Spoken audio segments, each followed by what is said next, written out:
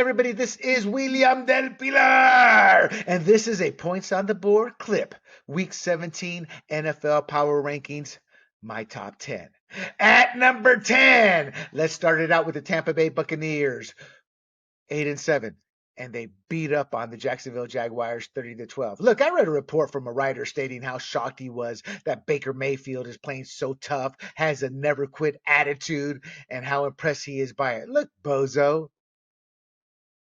you're telling us you don't know or study or research. Because Baker Mayfield played like this since he got drafted into the league by the Cleveland Browns. The problem is the Cleveland Browns threw him under the bus after he played a full season with a torn labrum. What did the Browns get in return? A $240 million bust we called Deshaun Watson. People, at least pretend to know what you're writing about. Okay, Baker's completion percentage is at 64.3%, the highest of his career. He's one shy of his touchdown record. Right now he has 26. He'll break that. And he's on the verge of having his best touchdown to interception ratio. However, the problem with the Bucs right now are their rushing attack and secondary are on milk cartons, aka missing in action. Over the last 3 games, they're both ranked dead last, and they're bottom tier dwellers with their season rank. Look, this team is likely one and done if they get into the playoffs, but if they get into the playoffs, Mayfield will have saved head coach Todd Bowles' job and secured himself a nice big contract from this 1 year, $8.5 million deal he is currently on. They face the Saints and the Panthers, their final 2 games, and those are winnable games. And the Saints are a foe that's still in the hunt for the NFC South. So they will be fun to watch, but let's be real. Even though they're ranked number 10, they are not what I would call a top tier team. All right.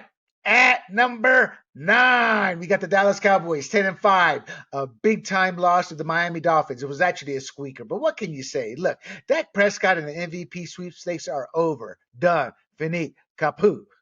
The Eagles turned out to be a mirage, a team they caught on a 3-game losing streak. The reality of it is the Bills smacked them down pretty badly, and the Miami Dolphins just beat them. They have to learn how to beat a good team. And to make it worse, the Dolphins hadn't beaten a team over 500 until the Cowboys rode into town. What's wrong with the Cowboys is focus and discipline. They had the talent. For years they've had talent, but they just can't put it together.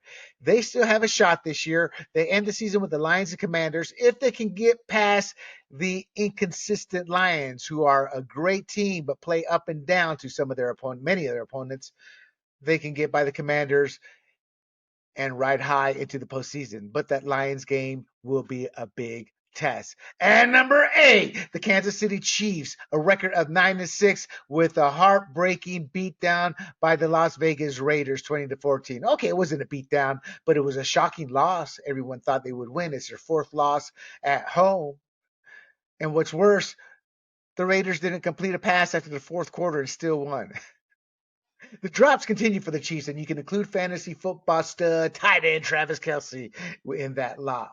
But what's odd was seeing the gunslinger Patrick Mahomes, who's able to throw the sidearm pass, do the little basketball trip, jump up in the air, and throw the pass. And those are extremely low success rate throws, and they're becoming low success rate throws for Mahomes. He looks human. Look, he just can't put that team on his back anymore. They're not the team they were just a couple of years ago.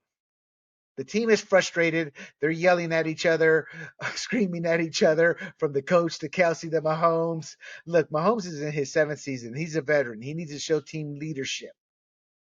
Reed's never gone through this with a quarterback as good as Mahomes. And Kelce, man, when you watch him in the preseason, you know he's really not a nice guy. You combine all of this with lesser players, i.e., a lack of talent, see Tyreek Hill versus what they have at receiver now, and you can see why they're 9-6.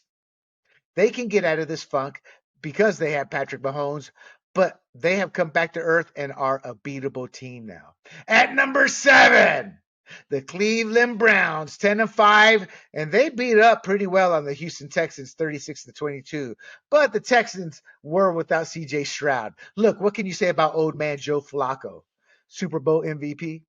Let's not forget that. but he's old. I think he's 38. He's looking all pro, averaging about 325 yards and 2 touchdowns per game. This is the best quarterback production the Browns have seen in a few years, and that's not exaggerating. He's taken their season rank of number 20 and turned it into a 3-game rank of number 1. That's how well he's playing.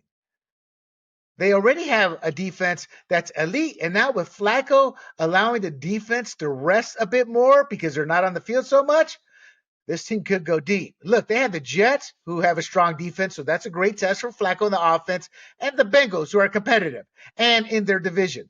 So they know one another. They've got 2 good tests coming up, but they have a chance to be the team no one wants to play entering the playoffs. At number 6, the Philadelphia Eagles at 11-4, who beat up on the New York Giants 33-25. Yeah, the Eagles are back. Not look, the Giants are 5-10. They barely beat him. They hung on, and the Hail Mary pass, didn't go the Giants' way. And they played a team with Tommy DeVito, their third string quarterback, who was then benched for Tyrod Taylor, who was originally the second string quarterback, but then benched for him. So this team has a lot to prove still. But I get it. A win is a win, and they ended their 3-game skid. Look, they face the Cardinals and Giants. So they control their fate to win the division and enter the postseason on a high. So what they've got to do, and they won't do, but they've got to work on aspects of their game that's struggling right now. But they are still in the battle for their division and technically home field advantage. So they're going to go out with all they know. So I do believe they have the talent to overcome their deficiencies, but they've got some work to do. At number 5, the Detroit Lions, 11-4, beat up on the Minnesota Vikings 30-24. Again, the Lions don't know how to play dominant football consistently. And while they're 11-4, they play up and down to their opponents. Let me put it this way, people. A top tier team that wants to be elite has to know when to put their foot down on their opponent's neck and just do a Bruce Lee press down and break that neck, i.e., break that team and show them who the dominant team is and why. And they are still learning how to do that. It's kind of tough to see because of the talent they have, but can't put any blame on the rushing attack. It hasn't missed a beat, and it was another great game this week with 143 combined rushing yards. And the duo of Jahmyr Gibbs and David Montgomery are a phenomenal 1-2 punch, and both are positive factors in the passing attack. Look, this team has the Cowboys and Vikings coming up. The Cowboys are a great test for them as they're young. And if they come away with a win where the Cowboys are 7-0 in Dallas, that speaks volumes. And the Vikings always play them tough. In fact, they barely beat the Vikings this time around, 30-24. That's the number 5 team. At number 4, the Miami Dolphins, 11-4, and they pulled a squeaker past the Dallas Cowboys 22-20. Look, the Finns pulled a nail biter to get their first win over a 500 team. Look, it's also critical to note that they came back in the fourth quarter and put the game away in the closing moments, otherwise known as playing under pressure. They not only beat a top-tier team in the Dallas Cowboys, they did it under pressure, as I just said, and that's huge in their own growth. Look, they've got a tough 2 games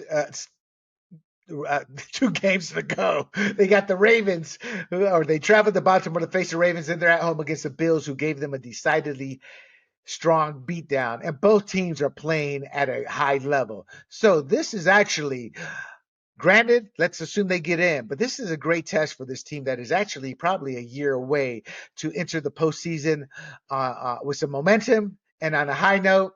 And if they lose but still get in, it's okay. Again, they're about a year away. So learning how to win consistently is still something they have to do, and this 2-game stretch will put them in that direction. At number 3, the Buffalo Bills, 9-6. They barely hung on to beat the Chargers 24-22. Look, there's controversy with me ranking them this high, but I ranked them this high 2 weeks ago when everybody laughed at me. Last week, they weren't laughing so much. This week, okay. They didn't play as the number 3 ranked team. Look, the Bills have been dominant, but they came this week looking ahead to next week or just looking past the Chargers who have been struggling. It's that simple. And that's a mentality that will not win you a Super Bowl. They're at a point Every game is a must win. So the fact that they didn't come in with a must win attitude this game is not only disappointing, it should be of concerns for you, Bills Nation. That said, the Chargers had interim head coach Jeff Smith. This was his first game as interim head coach, and players tend to put out and play harder than your high school's most remembered cheerleader. That's how strong the connection they want to make with the interim coach and get him off on a strong footing. Why that happens is beyond me, but it seems to happen. And a lot of times the team comes up short, but they're competitive. Look, the Bills have the Patriots and the Dolphins. Obviously, the Dolphins is a big game rematch. We'll probably catch that on prime time in some form or fashion. And the Patriots have not quit and beat the Bills the last time they played. So they've got two opponents they have to take seriously if they want to make the playoffs, because they pretty much have to win out at 9-6. At number 2, the San Francisco 49ers, 11-4, and they lost, or rather were beaten down by the Baltimore Ravens, 33-19. Look, overall, the Ravens were a better team. They came in with greater focus, discipline, fire, and they wanted it more. And you can tell how badly they wanted it, because at the end of the game wasn't over, but they had secured the win. They showed John Harbaugh, I had to think John Harbaugh on the sidelines, and the emotion he showed, it clearly showed how badly they wanted this game, and they were just hungry. But for Niners fans, take heart. This is what I would call a good loss. It'll make them hungry and make them hungry for a rematch if they have any masculinity and competition in them, and they do. And like I said, Harbaugh wanted this game more than the Niners, and this game doesn't mean anything but bragging rights. Look, the Niners are still in control of their destiny for home field and the division. They have left on the schedule the Commanders and Rams. The Rams could give them trouble. Both games should be winnable. The one thing is Brock Purdy has to shake off his 4 interceptions, but he didn't look too shaken as much as this team just had a terrible stroke of bad luck brought on by the Ravens. Let's not take credit away from the Ravens. And at number 1 are the same Baltimore Ravens. They also are 11-4 and control their destiny. They beat up on the Niners 33-19. I'm trying to find out if I don't have it listed, but I'm pretty sure they're 11-4. Gosh, how could I screw that one up? Anyway, I said last week that quarterback Lamar Jackson's passes stats don't have to be as good as others, because his legs with just 2 or 3 plays will make the difference. And he's getting so much better, so much smarter at understanding and knowing, and with this new passing offense instilled, when to stay and drop and when to run. He's still a little bit shaky, but he's still learning the offense, still developing the passing chemistry with his receivers. So this team has not even hit their ceiling. But the point I'm making is all they have to do is hang around because of Lamar Jackson, and they can pull out any win. You combine that with their rushing attack, and they're able to wear teams down.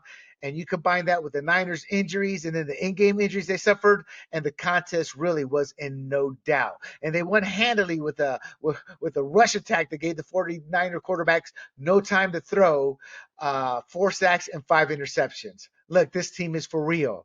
They're a little bit inconsistent when you look at the scoring, the data, the stats with some of their opponents, but they're on their way to truly elite status. They have the Dolphins and Steelers still on their schedule. The Dolphins will be a test, but it's a test I think they're going to overcome, and probably overcome easier than most think. And then they have the Steelers, and Mike Tomlin always has his teams ready to play tough, even when they lose. So those aren't 2 easy wins, but those are 2 games they should come out on top. And there you have it, my friends.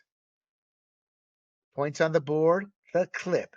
NFL Power Rankings Week 17. Don't forget, you can check this clip out and others at grumblingsmedia.com. You can also check us out on YouTube and Rumble under the profile Grumblings Media. And you can also listen to this on traditional podcasts such as Spotify, Pandora, Google, and Apple. Until next time, my friends, I bid you adieu. This is William Del Pilar for Points on the Board. I am out. Hey everybody, this is Big John from Grumblings Media, and I just want to say thank you for watching our content. If you want to support our efforts here at Grumblings Media, just smash the subscribe button right here, totally free, or just go ahead and consume more of our great content. Click either one of these 2 boxes.